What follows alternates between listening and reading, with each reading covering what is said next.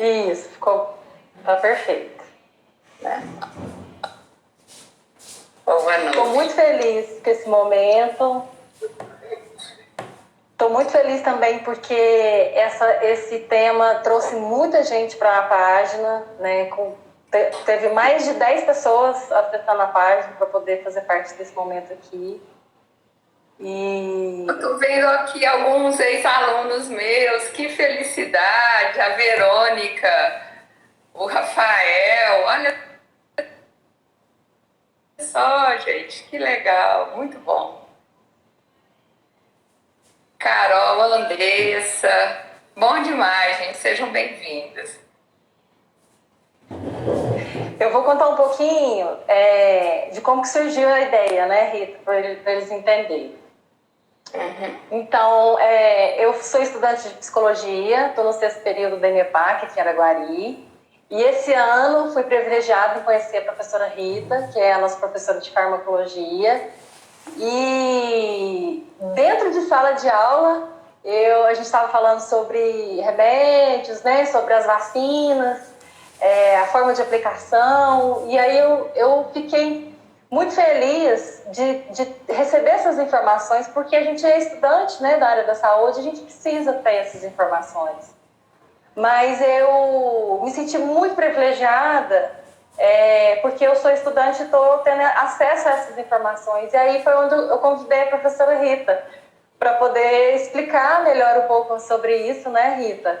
Para a gente passar essa informação, porque o vírus está incomodando, né? Ele está contaminando, né? De forma negativa, e aí isso é uma forma positiva da gente passar a informação para o maior número de pessoas possíveis, né? Gente que não quer vacinar, gente que quer, mas está sem saber o que faz, o que não faz, né? Então a gente não vai fazer apologia nenhuma aqui de ter que vacinar ou não, e nem questão política. A gente não vai falar aqui de presidência, a gente não vai falar aqui de partido, de direita e de esquerda, a gente vai falar aqui de uma forma humanizada, né, de levar informação acerca desse tema, da vacina.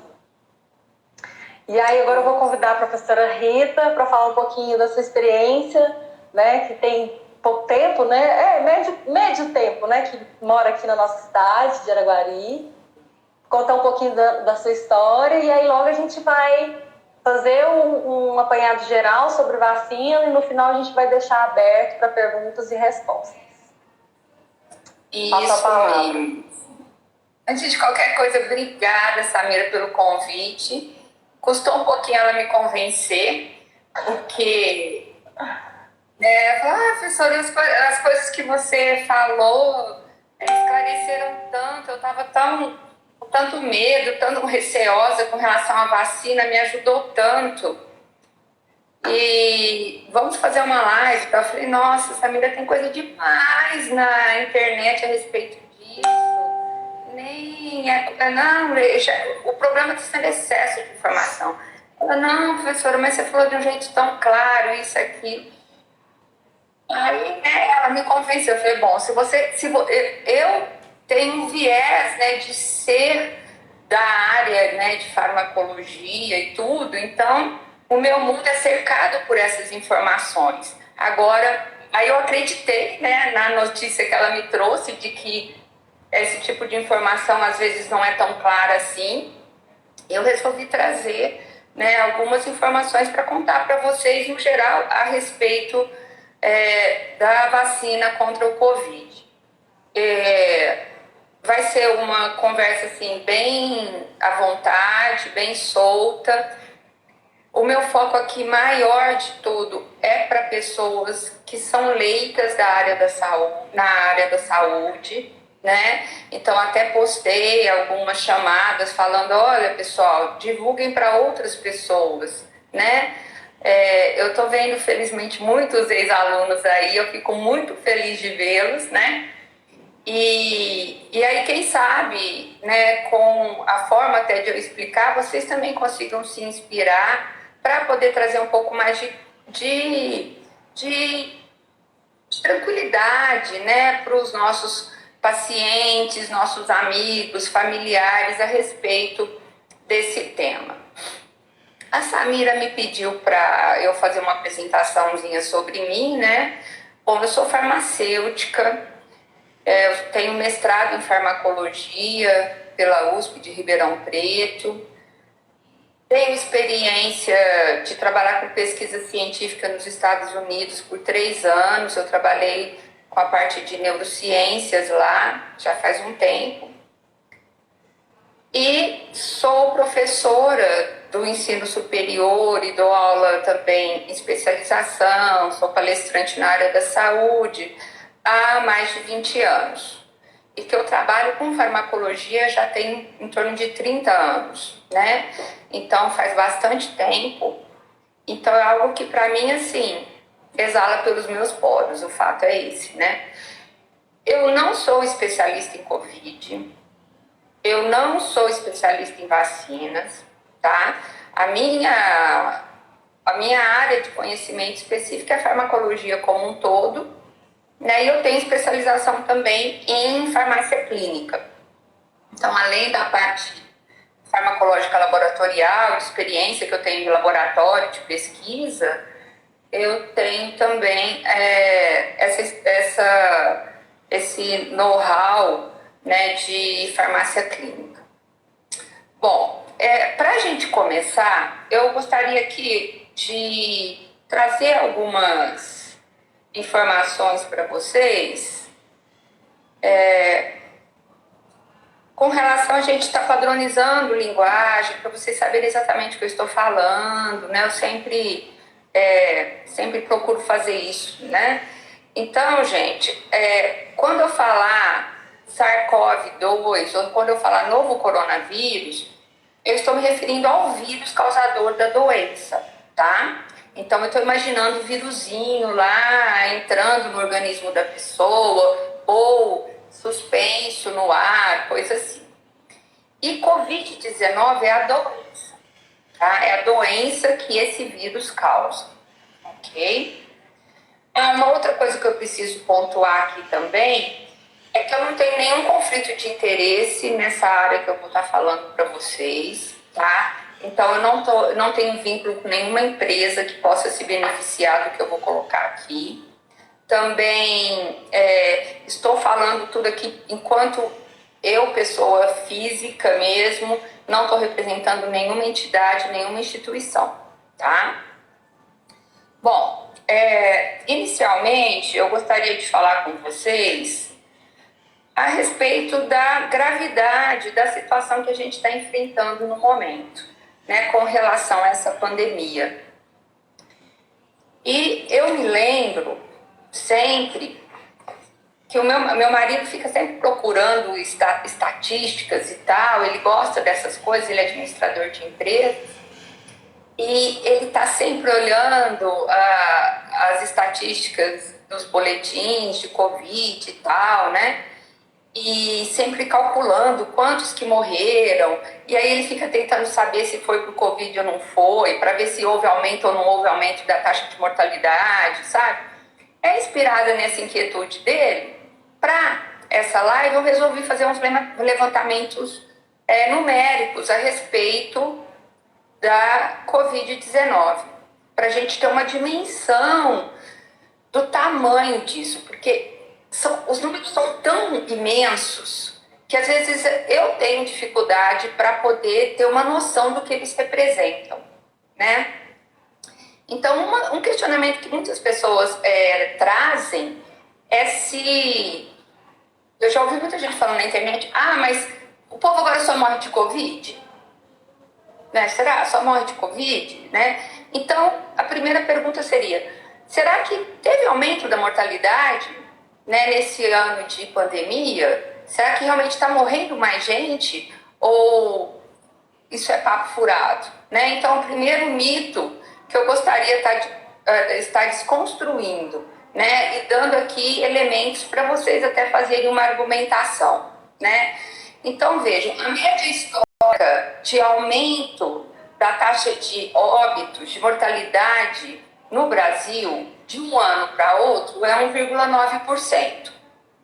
Porque a população vai crescendo e acaba tendo mais óbitos também.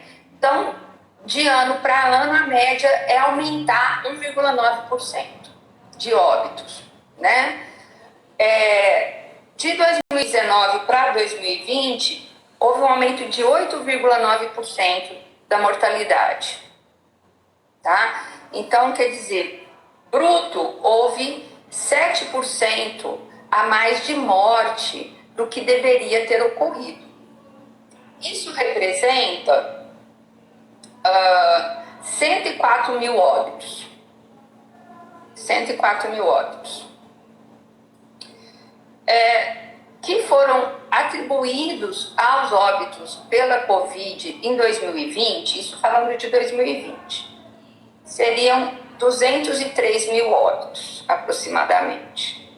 Então, vejam que o aumento percentual que nós tivemos no global foi de 104 mil. E mais, praticamente o dobro foi atribuído à Covid. Como que a gente explica isso? Durante a pandemia, muitas coisas deixaram de ocorrer.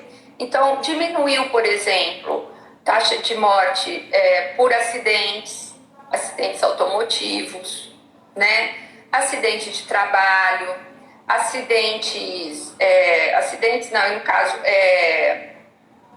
assassinatos, agressões, porque realmente ficou, né, tudo meio parado, né, com essa história de pandemia e lockdown e isso e aquilo. Então as coisas ficaram mais devagar, realmente, né? Isso acabou diminuindo a taxa de mortalidade para alguns casos. Para outros, claro, aumentou, né? Então, por exemplo, a síndrome respiratória aguda grave, de 1.500 casos que foram detectados no ano anterior, em 2020 foram detectados 16.500, 1.000% a mais. Esses óbitos não entraram na conta do Covid, porque estava como SARS, mas é Covid, provavelmente, né? Então claro que tem viés de notificação. Tem pessoas que estavam com suspeita de Covid, mas que acabaram sendo emitido o atestado de óbito como Covid, depois não confirmou. Tem pessoas que foram diagnosticadas com síndrome respiratória aguda grave, pessoas que foram classificadas como óbito por infarto agudo do miocárdio, né, como pneumonia, e que era Covid, né? Mas, de qualquer maneira, o que eu quero mostrar para vocês é que houve um aumento muito importante do número de óbitos, sim. Então, isso não tem como ser fake news, né? E falando do quanto de pessoas que estão sendo levadas por essa doença, né? Que até assim, quase me emociono de pensar nisso, né? Em 31 de dezembro do ano passado, foi o primeiro dia que morreram mais de 1.000 pessoas no Brasil. E eu lembro que eu fiquei muito desesperada, muito assustada. Morreram 1.036 pessoas. Anteontem para ontem, morreram 3.650. Gente, de Covid. 3.650. No World Trade Center, morreram 2.996 pessoas. Um pouquinho menos que 3.000. De anteontem para ontem, né, morreram 3.650 brasileiros. É muita coisa. Os óbitos totais, até dia 26, eram 307.112 pessoas que partiram em razão do Covid no nosso país. Aí é um número muito grande, 307 mil. Aí eu fui procurar contextualizar para a gente. Gente, é como se as cidades, como se todo mundo das seguintes cidades tivesse morrido. É como se tivesse evaporado a cidade de Araguari, mais Ituiutaba, mais Coromandel, mais prata, mais tupaciguara e mais cascalho. É como se todas essas pessoas tivessem desaparecido. É muito assustador, né? E a gente não pode ficar se fazendo de vítima, né? A gente tem que tomar uma atitude proativa, usar do nosso conhecimento, usar da nossa razão que nos foi dada, né? Da nossa capacidade de raciocínio e buscar uma saída para isso, né? E infelizmente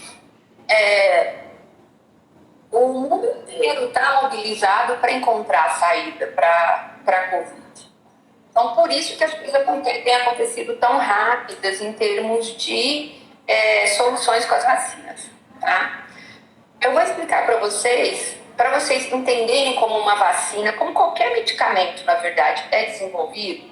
Eu vou explicar rapidamente quais são as fases de desenvolvimento de uma vacina ou de um medicamento, tá?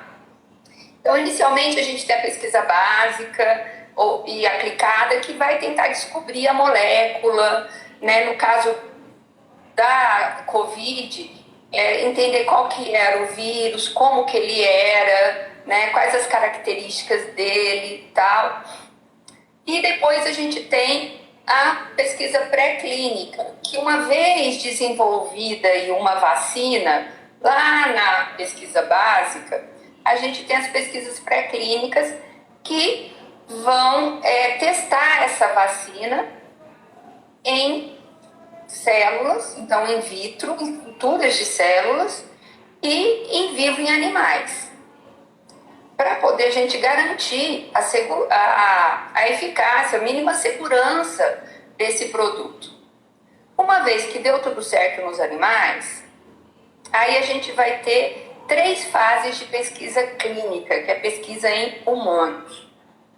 A fase 1 é com um número bem reduzido de pessoas saudáveis. Se fosse um medicamento mesmo, seria pessoas saudáveis, sem nada, só para ver a segurança e a tolerabilidade. Então, em torno aí de 80, 100 pessoas, para ver se é seguro o suficiente para poder escalonar um pouquinho mais. Na fase 2, aí a gente, no caso do medicamento, a gente usa pessoas doentes, que têm a doença. No caso de uma vacina, a vacina é preventiva, é profilática. Então, a gente vai usar pessoas que a gente vai aplicar em pessoas que têm uma grande exposição ao vírus, porque para a gente ter uma maior chance dessa pessoa se contaminar e a gente poder observar o efeito da vacina.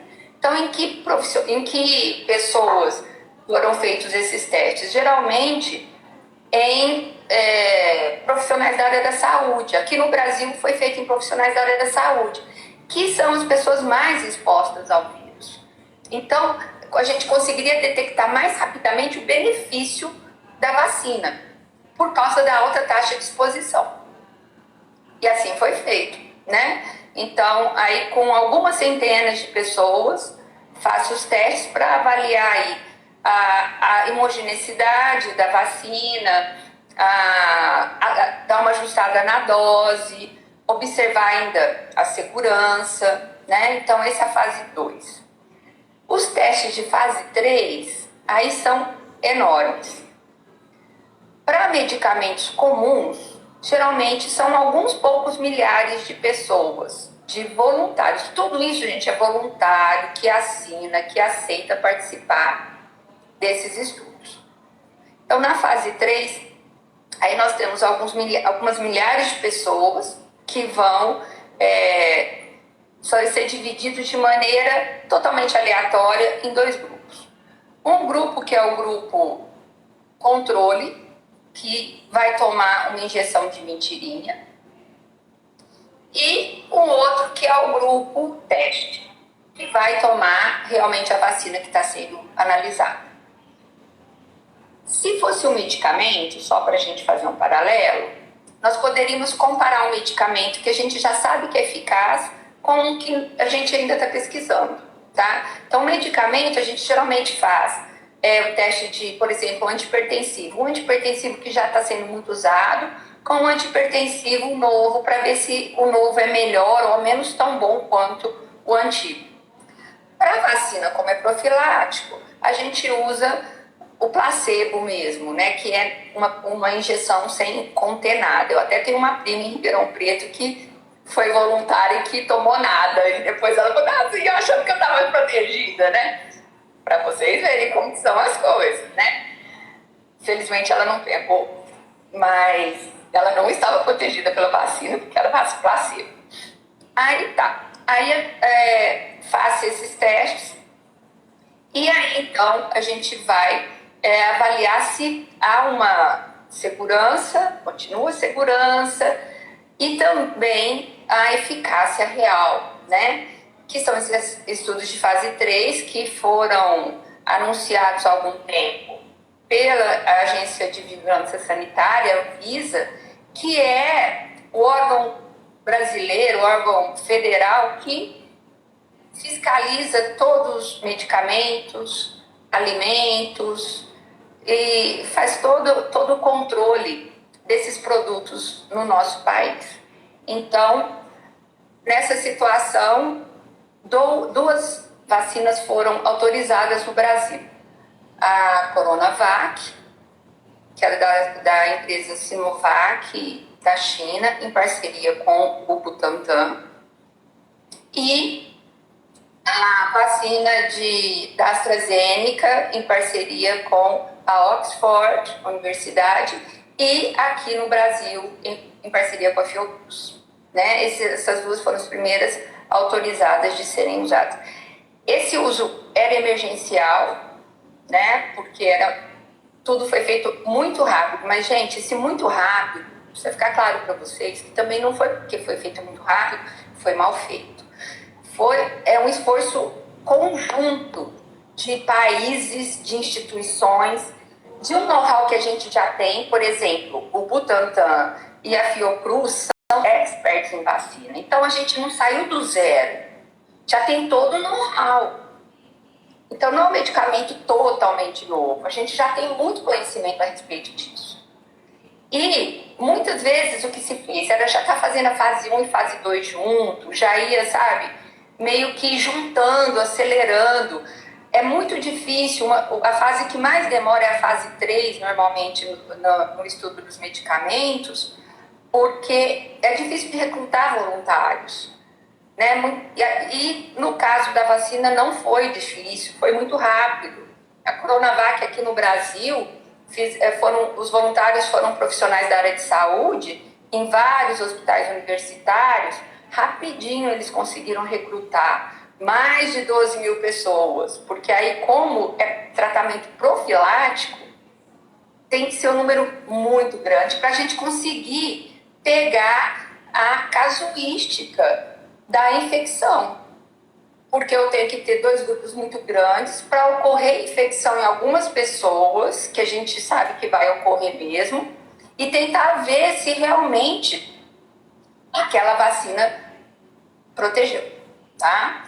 Aí, uma vez que realmente protegeu, né, eu trouxe alguns dados da Coronavac, que é a que está sendo mais utilizada no Brasil, né, só para exemplificar aqui para vocês, né. Então, o que acontece? A Coronavac, ela previne em torno de 50,4% da pessoa apresentar-se positiva para o vírus. Mas ela previne 78% das ocorrências leves. Então, a pessoa pode pegar o vírus, tem uma chance em 2 para pegar o vírus, mas ela nem vai apresentar nenhum sintoma leve. E 100% de sintomas graves e moderados. Óbitos, então, também não acontecem, tá? Então, e a nossa maior preocupação é a questão das internações e óbitos, né? Então, realmente, é um benefício muito grande, né?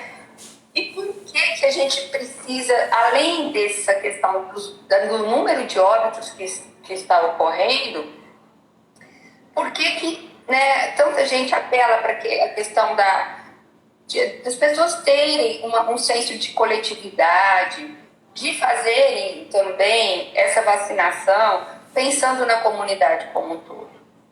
Mas o seguinte, gente, os vírus, quanto mais eles são transmitidos para outras pessoas, eles vão se replicando. E quanto mais eles se replicam, maior é o risco de ocorrer mutações.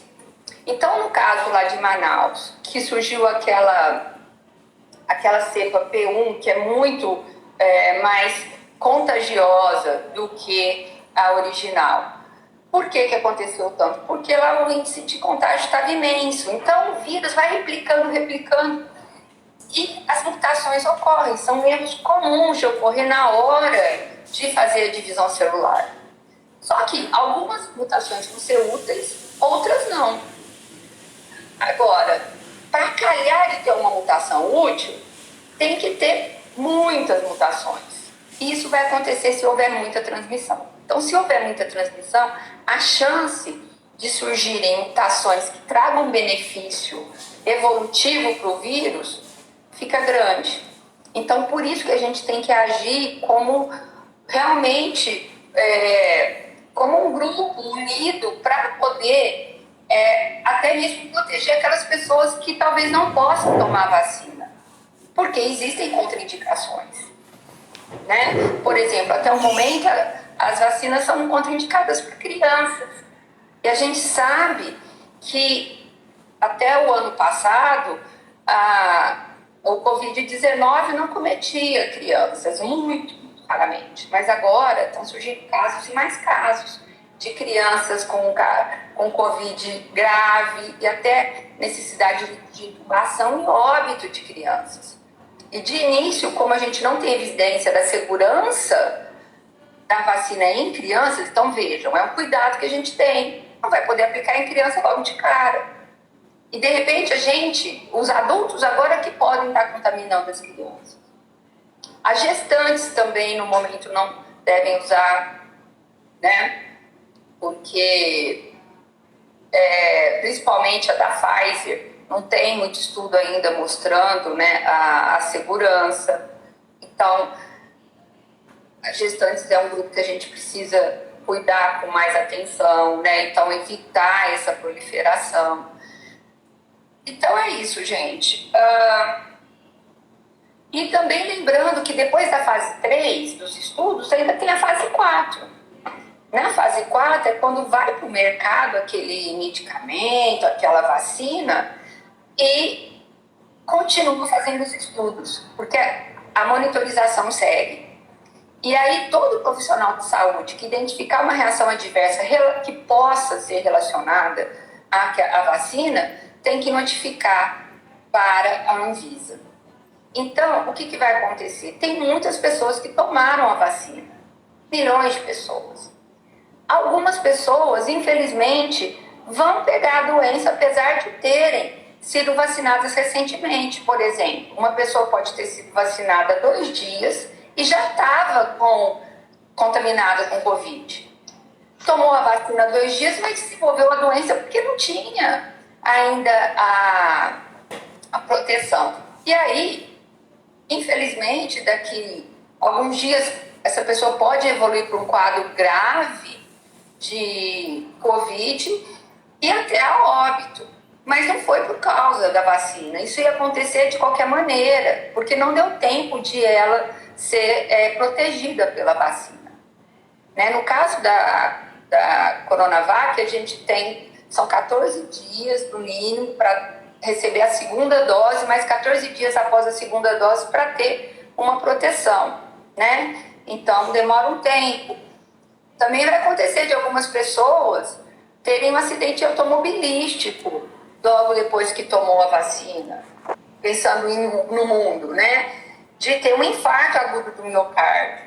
Evento que não tem nada a ver com a vacina, né? Então, a gente tem que tomar muito cuidado, porque todo o evento adverso vai ter que ser notificado e tem que se pesquisar se há uma relação causal entre a vacina e o evento que ocorreu, tá? O fato de haver essa relação temporal não quer dizer necessariamente que haja uma relação causal.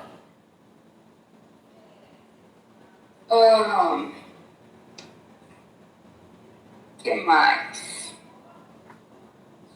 Eu acho que era mais isso que eu tinha aqui selecionado para eu falar para vocês. Já foi até um pouquinho mais longo do que eu tinha planejado. E agora, pessoal, eu fico à disposição para perguntas, tá? Fiquem à vontade. Eu tinha desativado os comentários para não ficar passando na sua imagem, no seu rosto, as pessoas entrando, saindo, tá? Agora eu vou ativar os comentários para quem tiver pergunta e quiser fazer aqui ao vivo, né, para Rita, fica à vontade. Para quem tem... a gente já tem, né, Rita, umas perguntas aqui, e aí eu vou falar aqui algumas, e aí o pessoal vai deixando aí as perguntas que eu vou lendo, vou monitorando para poder passar para a professora Rita. Então vamos lá. A pergunta da Cris Alani.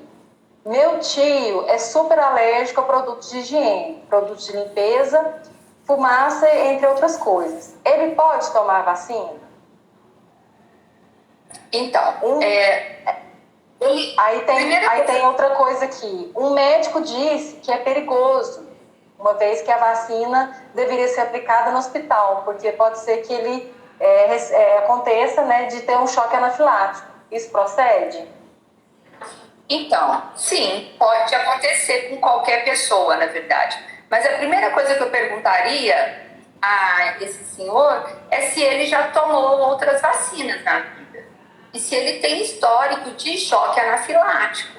Porque se ele for uma pessoa muito alérgica, mas aquela alergia de rinite, de coceira, assim, uma coisa mais localizada, que não tem nenhum histórico de anafilaxia e que tomou toda a programação de vacina do Brasil, né, todas as vacinas que a gente tem aí no Programa Brasileiro de Imunização, eu não ficaria preocupada, não, tá?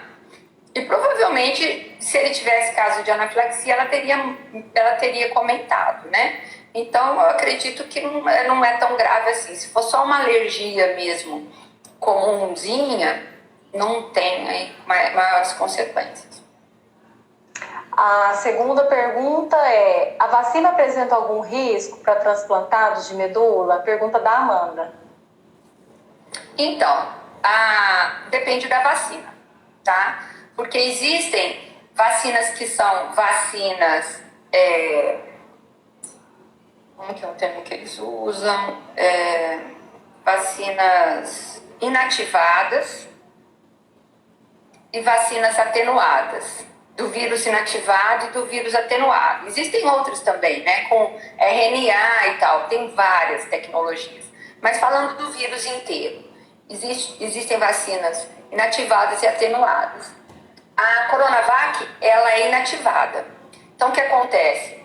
A gente produz o vírus em uma cultura de células e depois extrai o vírus e inativa quimicamente. Então, o vírus está todo morto. Só que tem toda a carcaça do vírus lá presente que vai ser reconhecido pelo nosso organismo como sendo imunogênico. E aí o nosso organismo vai montar uma resposta de defesa contra ele, mesmo ele estando morto. Nosso organismo não sabe que ele está morto, tá? E aí, no caso do indivíduo que tem algum problema de imunossupressão, e aí vai pacientes que tomem imunossupressores, pacientes com alguma doença, né, autoimune, pacientes com HIV.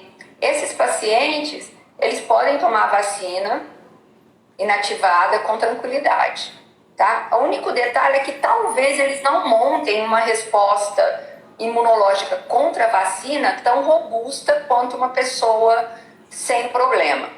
No caso, um transplantado, geralmente ele usa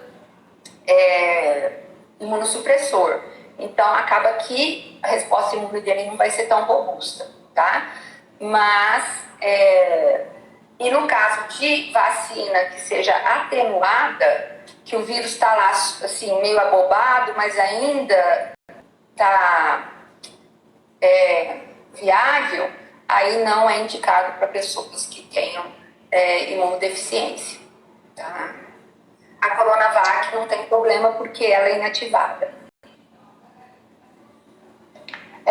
A Sara perguntou se existe uma contraindicação da vacina.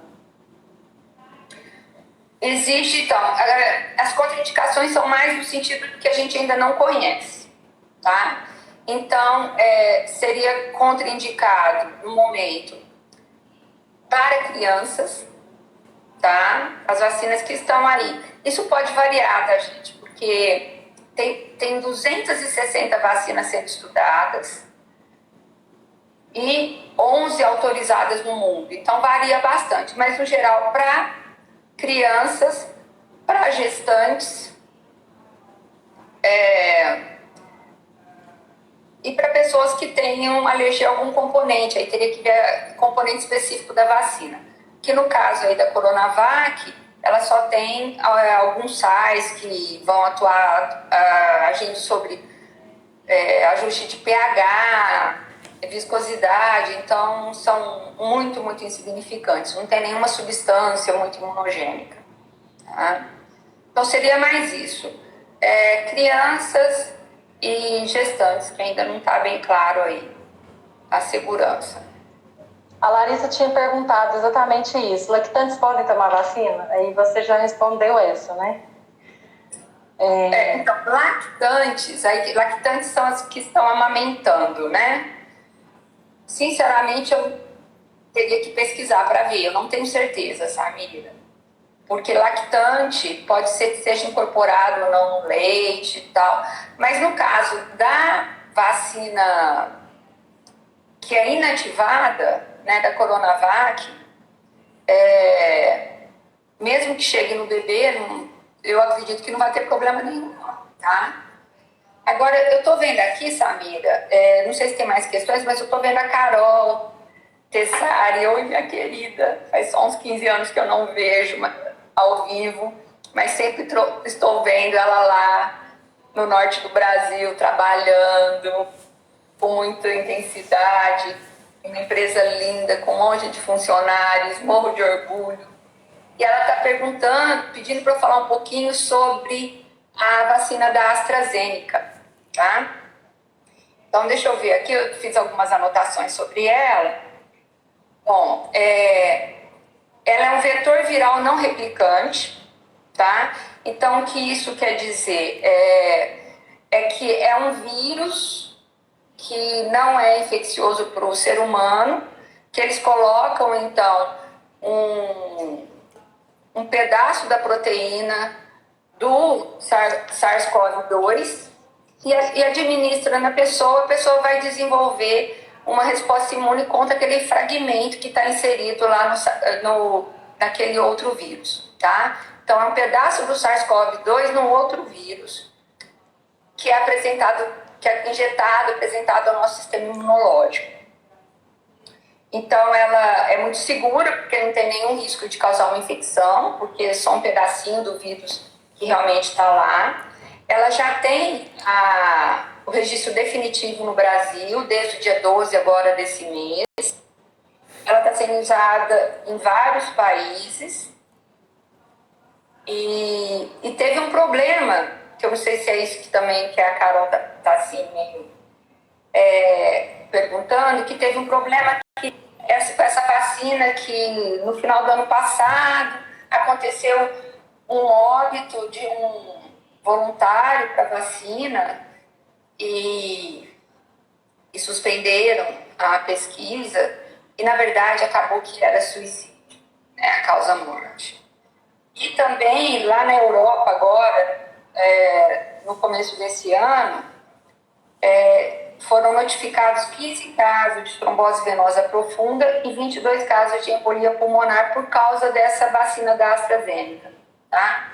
Se por causa não, melhor, vou refalar. Em pacientes que receberam a vacina da AstraZeneca, tá?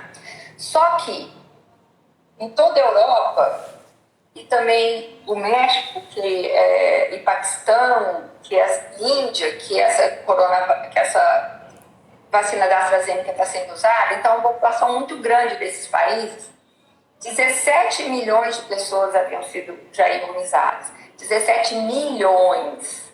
Então, esses eventos que aconteceram são totalmente dentro da estatística de que no universo de 17 milhões de pessoas, algumas tenham trombose venosa profunda e outras tenham embolia pulmonar, sabe? É aquilo que eu falei, tem uma correlação temporal, mas não tem correlação causal, porque em outros 17 milhões de pessoas isso também vai ter acontecido, tá? Então, mas por cuidado, alguns países da Europa suspenderam por alguns dias a utilização da vacina da AstraZeneca, mas também já estão voltando, a OMS também já soltou boletins falando que está tudo ok, que não tem problema. Uhum. Tem até, assim, eu estava também dando uma olhada nas fake news, né? Que tem uma pessoa aí famosa da área de esportes que fez um vídeo na Jovem Pan falando que lá no Centro de Controle de Doenças americano, CDC, tinha 501 mortes notificadas para vacina da AstraZeneca Oxford, né?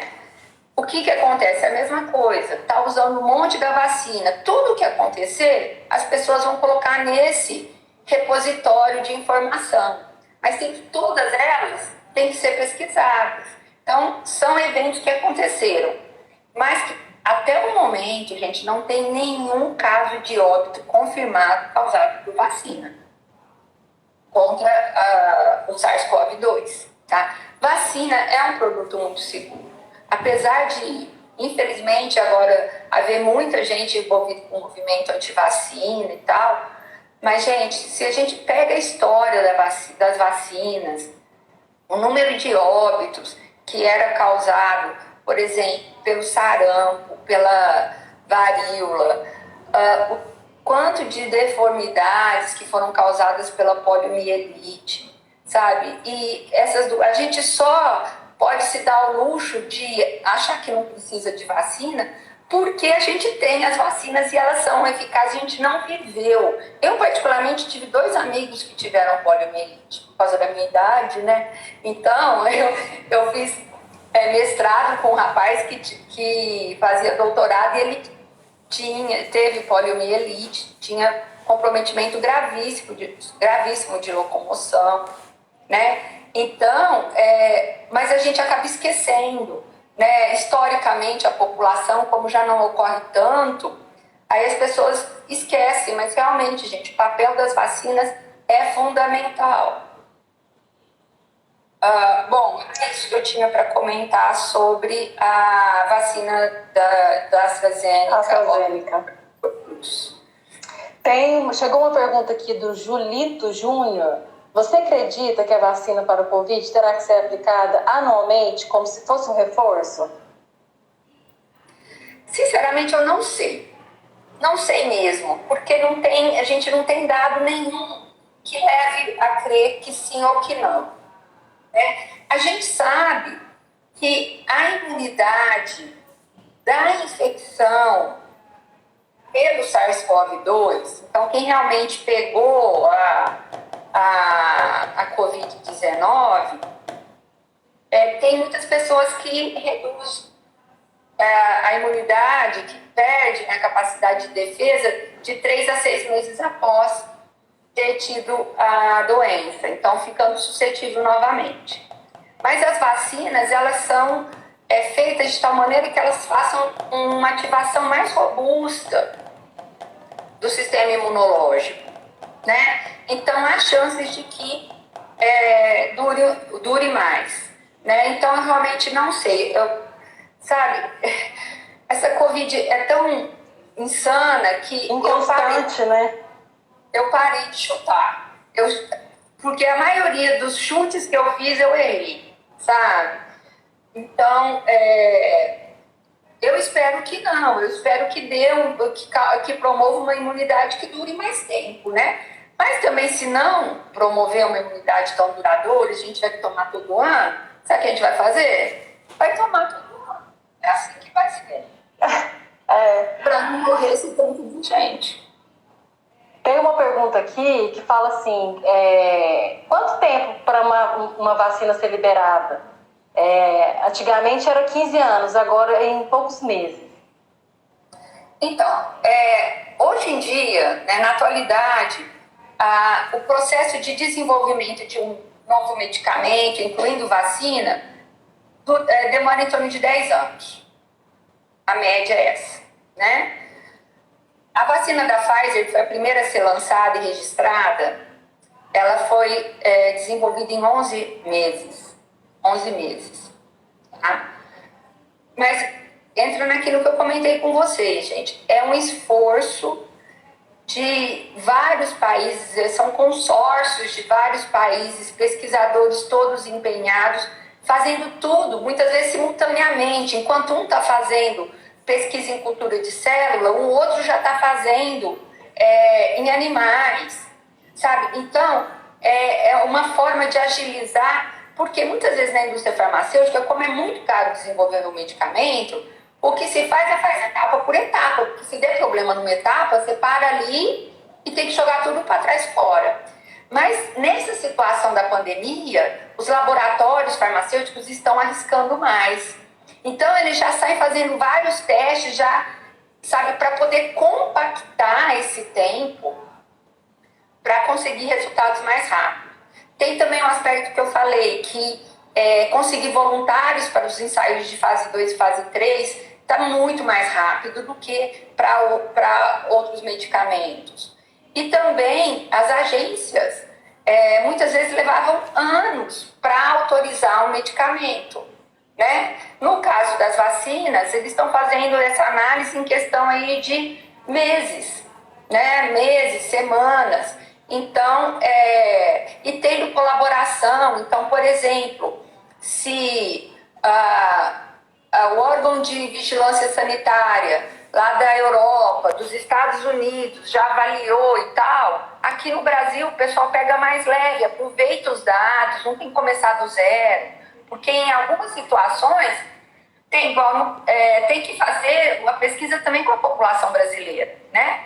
Mas aí o que acontece? Como a gente está sendo parceiro, usando dados, aumenta o N, dá uma segurança, sem precisar sempre estar começando do zero ou fazendo etapinha por etapinha. Com esse esforço tremendo, a gente está conseguindo reduzir muito tempo e mantendo a segurança. Mantendo a qualidade e a segurança. Isso eu tenho certeza absoluta. Eu ouvi o pronunciamento do Dr. Gustavo, o farmacêutico da Anvisa, que fez aquela apresentação dos dados do registro emergencial da vacina da Coronavac e da vacina da AstraZeneca. Foram 5 horas de apresentação técnica sobre os dados que eles tinham de fase 1, fase 2, fase 3. Gente, foi um show aquilo de ciência e tecnologia, sabe? Tudo muito, muito, muito, muito qualificado, muito sério, muito cuidadoso, sabe? Eu fiquei com muito orgulho de ser brasileira aquele dia. E farmacêutica. O cara estava no farmacêutico. Tá no seu grupo, né? Como se diz. Tem uma pergunta aqui do Vinícius Martins. Professora, você diz poliomielite, a vacina, vários anos de estudos. Já essas ofertadas no mercado, você acredita que não foi desenvolvida muito rápido? Eu acho que eu já respondi isso, né, Samira? Eu acredito que não foi muito rápido. Foi um esforço concentrado para a gente conseguir otimizar isso. Eu não tenho dúvida nenhuma que a qualidade foi assegurada. Porque tem uma coisa também, né, gente? em termos de saúde pública, qualquer coisa que desse errado com essas que já estão aí no mercado, Pfizer, AstraZeneca, Sinovac, se fosse para dar algum problema, já tinha estourado. Porque vocês viram uma coisinha desse tamanhozinho que foi esses eventos cardiovasculares com a vacina da AstraZeneca. Já deu o maior pampeiro lá na Europa. Então, é muita gente sendo imunizada, qualquer probleminha vai aparecer muito fácil. Então, eles têm que ser cuidadosos, porque senão eles vão queimar o filme também. Sabe? Não adianta fazer propaganda de uma coisa que não funciona, depois não vai para frente. Né? Então, eu tenho convicção, estou muito tranquila com relação a isso. Realmente foi esforço e dinheiro. Porque tem muito dinheiro envolvido, muito investimento.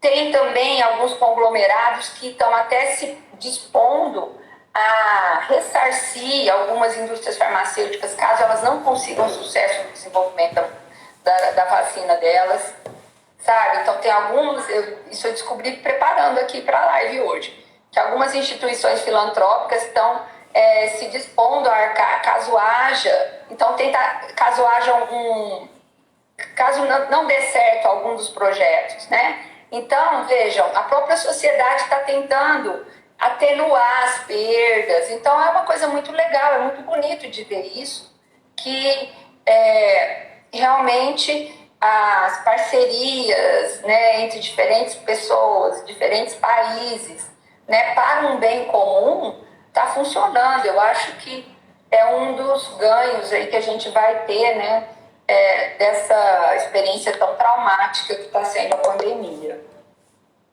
E tem uma pergunta aqui que foge um pouquinho do contexto da vacina. Fale sobre tratamento precoce contra o Covid, né? Bom, com relação ao tratamento precoce... Nós teríamos que fazer uma outra live. Nós teríamos que fazer uma outra live, né? Olha, o tratamento precoce, eu vou falar o que eu tenho certeza, que eu tenho dado científico, que assim, eu consigo provar por A mais B. Hidroxicloroquina e cloroquina não são eficazes no tratamento preventivo e nem precoce. Isso eu tenho certeza, tá? Porque tem dados muito consolidados que mostram isso.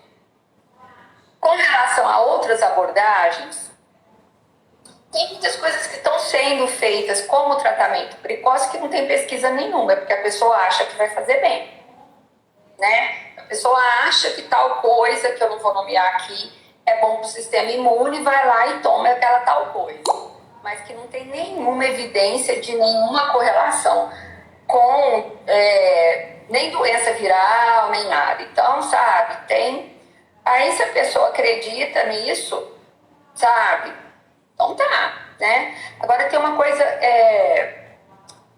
muito importante, que é justamente a gente ter esse cuidado com relação à evidência científica. É claro que a gente não pode ser bitolado no sentido que tem que ter aquele estudo, a gente não pode ser extremista, gente. Na vida tudo tem que ter equilíbrio. Eu não posso ser extremista a ponto de achar que tem que ser feito um estudo de fase 3 por 5 anos para poder provar, mas também não posso ser extremista ao ponto de achar que só porque eu administrei o medicamento para 5 pessoas na minha família e ninguém pegou Covid, que ele é um preventivo bom, sabe? A gente tem que ter o parâmetro científico e o bom senso e a estatística também, que ajuda demais a gente nessas tomadas de decisão. Agora, tem uma coisa que eu vi também que eu achei muito curiosa, é um estudo de Manaus, porque Manaus esteve feíssimo, né, a situação. Agora espero que melhore daqui por diante. É um estudo que foi feito em Manaus mostrando, tentando achar aqui nas minhas anotações, que... Enquanto isso, eu vou falar aqui para o pessoal que está chegando. Nós estamos falando da vacina, pessoal. Eu vi que chegou bastante gente aí, alguns amigos também. Nós estamos falando aqui sobre a vacina contra o Covid.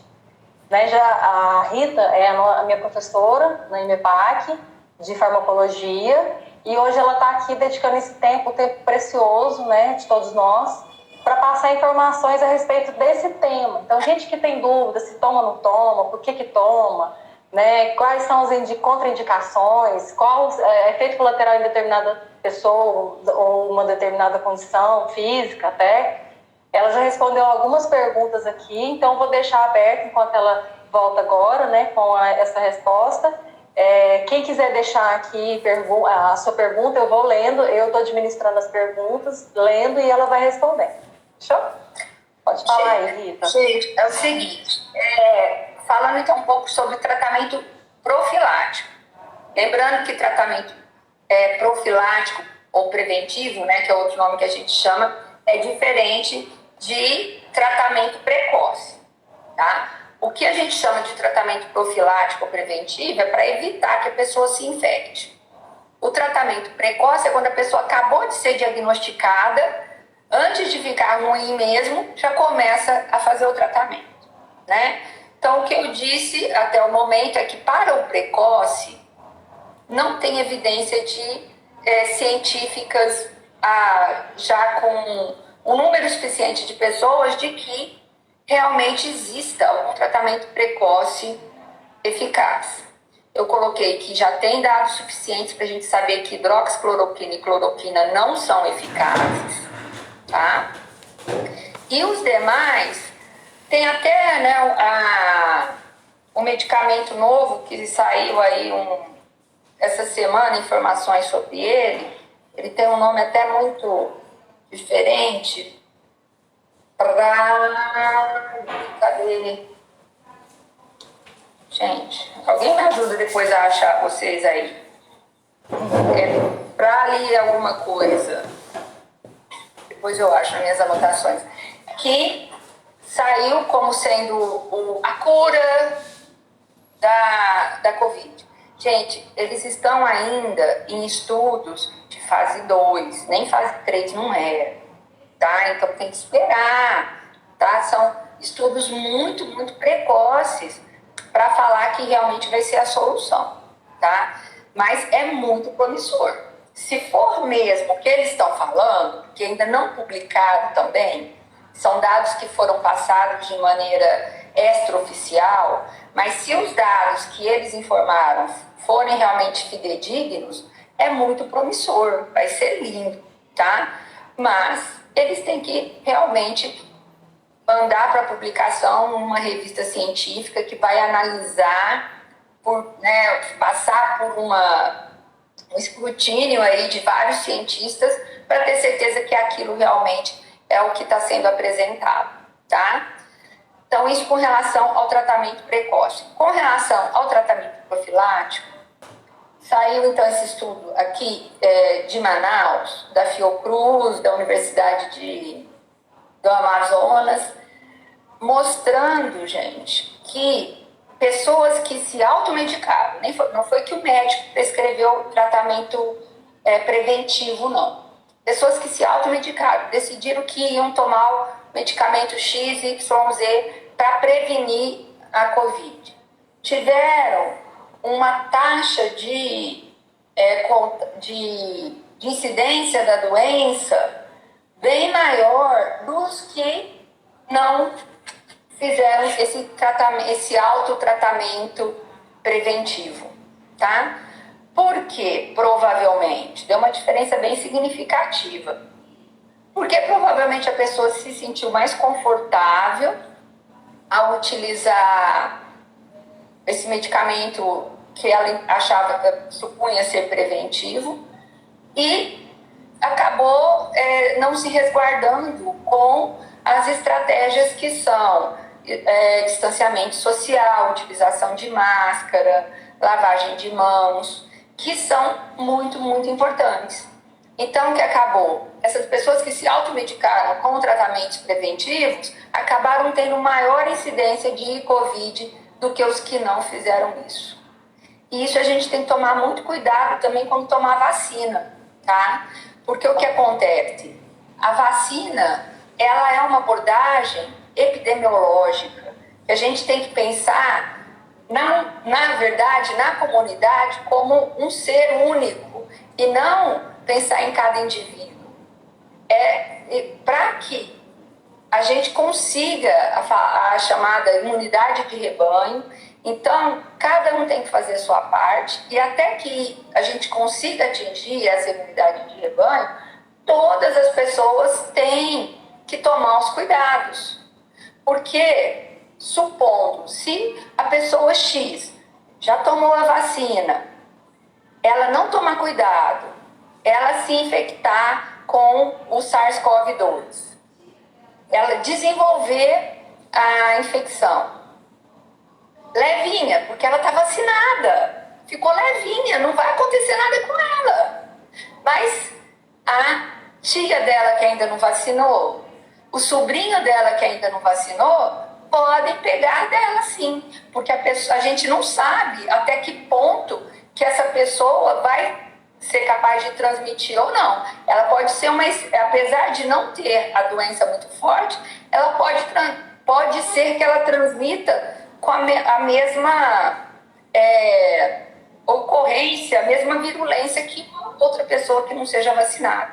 Então, todo mundo tem que se proteger. Essa proteção é não só para a gente, mas também para o outro, pelo outro, tá?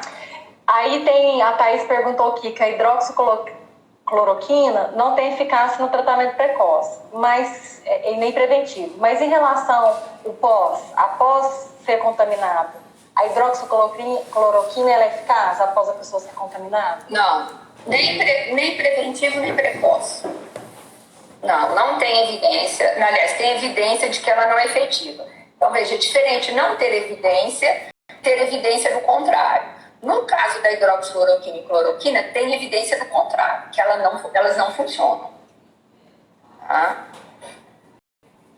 E a Cássia, na farmacêutica, está perguntando, seria proxalutamina? Isso mesmo. Fala o nome de novo aí, Samira, que eu não dei conta ainda de decorar esse nome. Proxalutamina. É esse aí. É esse que é o antagonista androgênico, que parece que teve resultado muito bom, né, para tratar pacientes já com Covid, para evitar óbitos, né? Então, para ter uma evolução mais positiva, mas é o que eu falei, que não tem ainda publicação científica, está ainda na fase de avaliação dos estudos. Mas é uma promessa que, se Deus quiser, vai funcionar. E a Priscila Fontana, SP, está perguntando, aqui no Reino Unido, a vacinação da Oxford AstraZeneca ainda continua. Não tem prova suficiente que os coágulos têm relação com a vacina. Isso mesmo. Olha só, a Priscila tá aí, meu Deus, olha só que chique, estamos internacionais, Samira. Então, tô me sentindo honrada agora, mais ainda. Honra dupla. É um prazer ter vocês aqui, meus queridos, é muito bom. Bom, chegamos ao final. Eu queria muito agradecer a presença da professora Rita, que se não fosse ela, isso aqui não estaria acontecendo, essas perguntas não estariam aqui, e teriam muito mais pessoas em dúvida em relação à vacina, né? Então, eu quero agradecer também esse tanto de pessoa que veio para poder, na minha página, para poder estar presente aqui, né, para ouvir a professora Rita. Muitos aqui que estão aqui são pessoas do conhecimento, né, da professora, e convido essas pessoas que chegaram na minha página a permanecer aqui. Também tem bastante conteúdo terapêutico, e depois vocês dão uma passeada aí no meu feed que vocês vão ver bastante coisa. E eu também estou postando bastante coisa assim diariamente. É isso. E eu gostaria de agradecer muito a todo mundo que esteve aqui, as perguntas. Se eventualmente alguém tiver alguma pergunta ainda, que por algum motivo não tenha conseguido fazer agora, podem mandar para mim ou para a Samira, né, Samira, você me passa, com certeza a gente esclarece.